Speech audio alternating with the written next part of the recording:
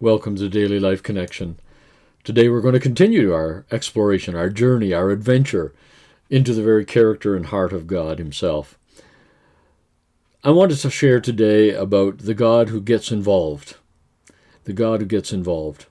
You know, for many of the gods of the day, and the Roman and Greek gods of the New Testament times, they didn't get involved in human affairs except for their own benefit. They just weren't gods that stood apart from. They didn't get involved in people's lives for the betterment of those people. But that's not our God. In Psalm 23 again, it says, even when I walk through the dark valley, the deep darkness, the stressful, difficult places, you are with me.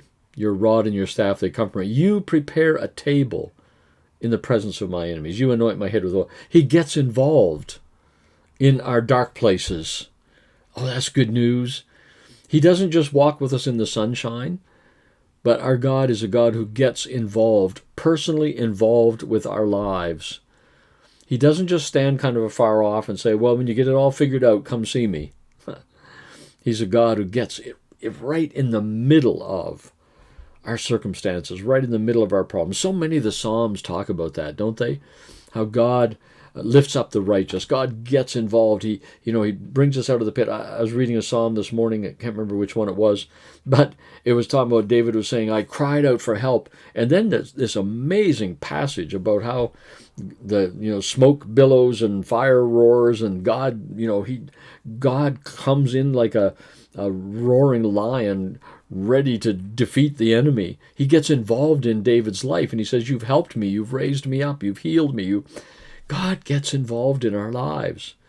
And when he does, it's a healing, delivering, saving, redeeming, renewing, transforming, healing, wholeness-bringing presence. God gets involved in our lives. He gets involved. I think sometimes we have seen that in a wrong perspective. We've almost kind of thought like, well, God gets involved in our little daily lives. Oh, God, give me a parking space close to the store. Well, yeah, why do we settle for that little trivial stuff when we could be saying, God, just get involved in my life today. Bring your anointing. Bring the feasting of your presence. Bring the nourishment that I need. Just get involved in me. I open myself up to let you be involved in me, to work in me. He's not going to force himself on us, but he loves a good invitation. He loves a good invitation to go to work. I worked as a high school counselor for a number of years, and if a kid didn't want you to be involved in their life, there wasn't much sense in giving advice and talking, because they didn't welcome it into their life.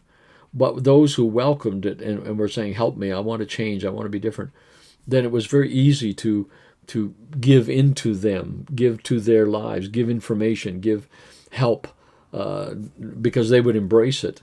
And that's our God.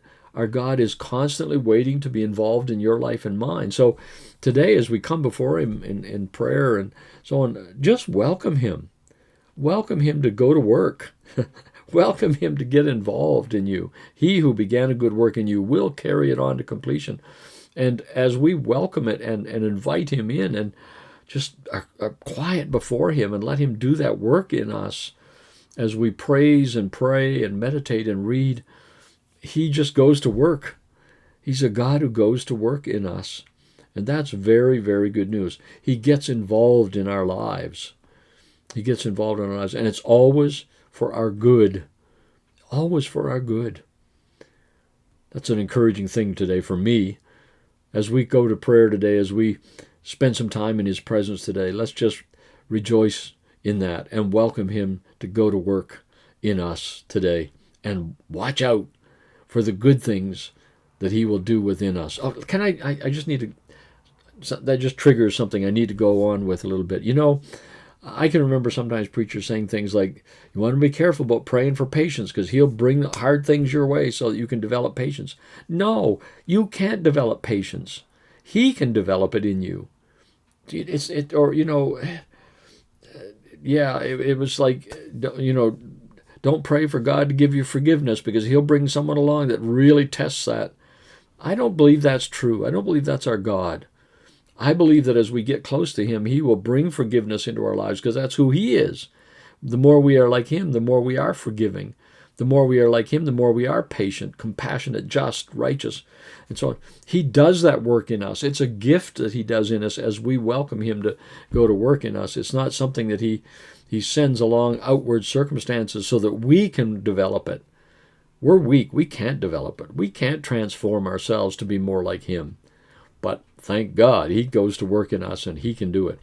Well, hope that helps you think about God today in a fresh way and enables you to invite him to work in you. God bless. We'll talk again tomorrow.